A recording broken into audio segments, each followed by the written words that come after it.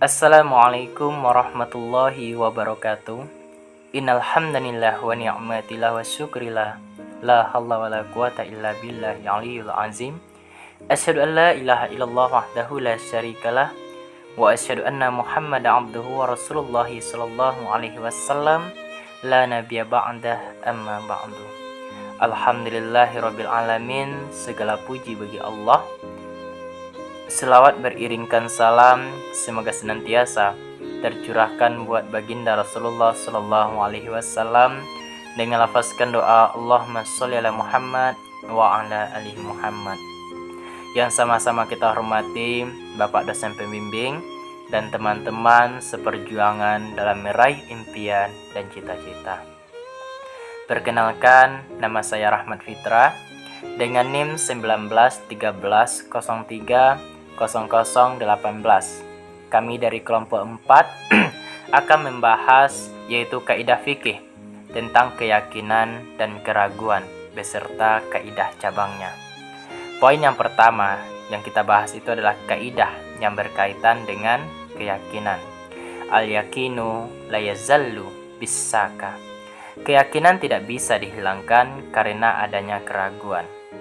Keyakinan adalah sesuatu yang tetap, baik didapat dengan penganalisaan maupun dengan dalil.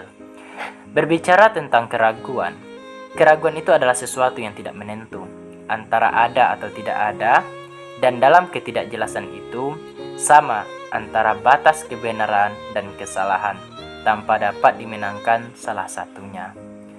Berbicara tentang kaidah yang berkaitan dengan keyakinan tersebut telah banyak dibicarakan oleh ahli fikih, baik itu di bidang ibadah maupun di bidang muamalah. Sebagai contoh di bidang ibadah, seseorang yang merasa dirinya telah bersih dari hadas kecil dan hadas besar, namun dia merasa bahwasanya ada keraguan di dalam dirinya bahwasanya wudhunya ini batal. Kemungkinan dia merasa bahwasanya dirinya itu buang angin.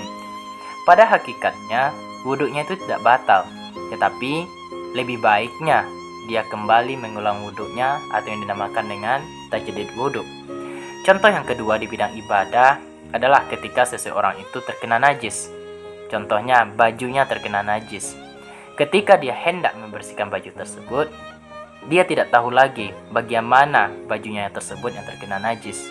Maka dia harus mencuci bajunya tersebut secara keseluruhan karena dia tidak tahu bagaimana yang terkena najis tersebut.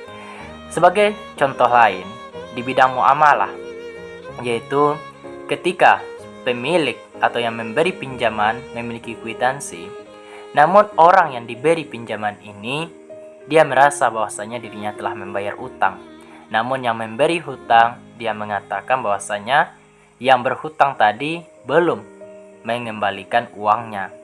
Di kasus tersebut kita lebih mempercayai yang memberi hutang tersebut, sebab dia memiliki kwitansi sebagai pegangan. Seperti itulah permasalahan-permasalahan atau kaidah yang berkaitan dengan keyakinan dan keraguan. Selanjutnya itu adalah berbicara tentang dasar-dasar kaidah. Pada dasar-dasar kaidah ini kami mengutip Al-Quran Surat Yunus ayat 36 yang berbunyi A'udzubillahi minasyaitonirrajim. Bismillahirrahmanirrahim. Wa ma yattabi'u aksaruhum illa zanna inna zanna la yughni minal haqqi say'a innallaha alimun bima yaf'alun. Yang artinya, dan kebanyakan mereka tidak mengikuti kecuali prasangka atau dugaan saja. Sesungguhnya prasangka atau dugaan tidak sedikit pun berguna menyangkut kebenaran. Sesungguhnya Allah Maha mengetahui apa yang mereka kerjakan. Oleh karena itu, dari ayat tersebut dapat kita ambil kesimpulan bahwasanya prasangka atau dugaan tidak sedikit pun berguna menyangkut tentang kebenaran. Oleh karena itu, mungkin kalau kita berbicara tentang prasangka buruk kepada orang, itu adalah hal yang tidak baik, sebab tidak ada membawa kemanfaatan bagi diri kita, hanya akan menambah dosa dan hanya akan mempertumpuk kesalahan kita yang harus kita persaksikan di yaumil akhir nanti. Selanjutnya itu adalah kaidah-kaidah yang berkaitan dengan keyakinan yang akan dibahas oleh saudari kami, Lucy Amelia. Kepada Lucy, kami persilahkan. Saya Lucy Amelia dengan NIM 1913030010 akan melanjutkan pembahasan materi tentang kaidah-kaidah yang berkaitan dengan keyakinan.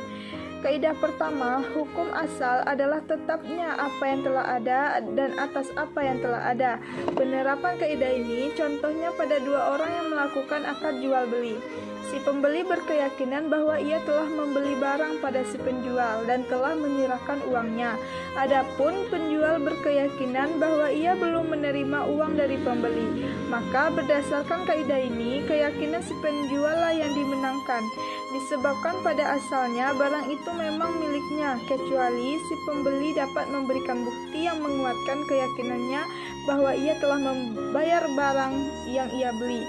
Bukti tersebut dapat berupa slip pembayaran atau saksi manusia yang menyaksikan akad jual beli di antara keduanya. Kaidah kedua, hukum asal adalah bebasnya seseorang dari segala tanggungan. Contohnya, penerapan kaidah ini adalah adanya anggapan salah satu agama bahwa seorang manusia ketika dilahirkan telah membawa dosa turunan, sehingga manusia tersebut diperintahkan untuk menjalani penebusan dosa dan sebagaimana keyakinan pada agama Kristen.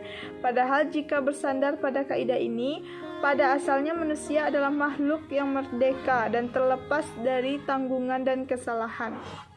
Yang ketiga, kaidah ketiga, barang siapa yang ragu-ragu apakah ia telah melakukan sesuatu atau belum, maka hukum yang terkuat adalah ia belum melakukannya.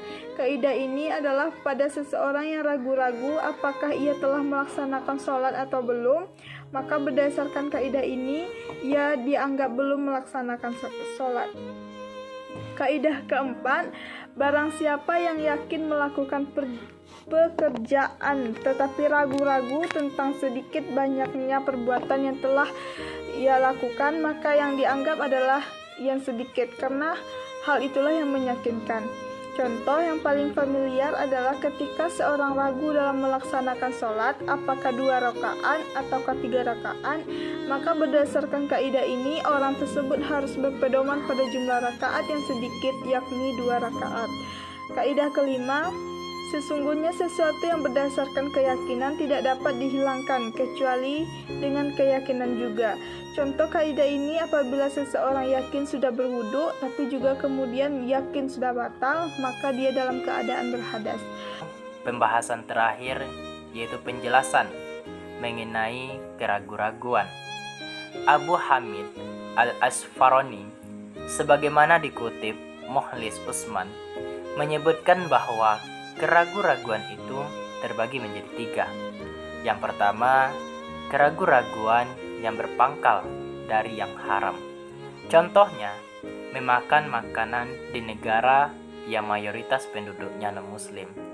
Kalau kita pergi contohnya ke tempat negara-negara yang non-muslim, yang mereka itu rata-rata memakan makanan yang diharamkan di dalam ajaran umat Islam, sebagai contoh babi. Oleh karena itu dia dilarang untuk memakan di daerah tersebut, kecuali memang standar kehalalannya telah terjamin. Contohnya di sebuah restoran atau di rumah makan telah terjamin bahwasanya itu adalah rumah makan yang halal atau rumah makan kaum muslim, baru kita boleh untuk makan di tempat orang yang mayoritas muslim yang ada label halalnya. Yang kedua, itu adalah keraguan yang berpangkal dari hal yang mubah. Contohnya, seorang ibu yang membeli ikan yang agak amis dan warnanya agak pucat. Sebagai contohnya itu, dapat kita tarik kesimpulan bahwasanya kalau yang dinamakan dengan ikan, bisa saja dia amis dan warnanya pucat itu diberi zat atau yang dinamakan dengan pengawet agar ikan ini lebih lama tahannya, atau dia dikeringkan dengan garam atau kena sinar matahari sehingga dia berbau amis dan warnanya pucat.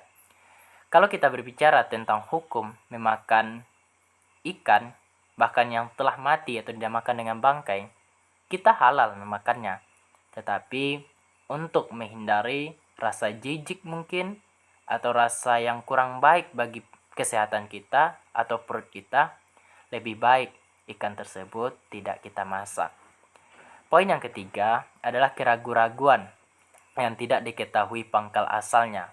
Contohnya, seperti seorang koruptor yang akan membuat sebuah masjid. Mungkin seorang koruptor ini dia ingin membangun sebuah masjid, tetapi dia ragu mana uang yang halal dan mana uang hasil koruptor, sebab disatukan antara uang koruptor dengan uang halal cuci peluhnya. Namun dia ingin membangun masjid. Dari keraguan tersebut, dia boleh untuk membangun masjid. Bisa jadi uang yang ia gunakan tersebut karena dia ragu mana uang koruptor dan tidak. Bisa jadi dia membangun masjid dengan uang yang halal. Tetapi lebih baiknya pembangunan masjid itu dihentikan sebab ada keraguan tentang penggunaan halal atau haramnya dalam pembangunan masjid tersebut. Mungkin dari kami kelompok 4 penjelasannya sampai di sini. Mohon maaf atas segala kekurangan dan kesalahan. Kalau mungkin penjelasan kami kurang lengkap, kami mohon maaf. Dan sekiranya ada kritikan dan saran yang membangun agar pemahaman kita tentang materi ini lebih mantap dan kita benar-benar mengerti akan maksud dari sebuah arti kehidupan. Sekian, terima kasih. Nun wal qalam wa masturun. Fastabiqul khairat, berlomba-lombalah kita dalam kebaikan. Wassalamualaikum warahmatullahi wabarakatuh.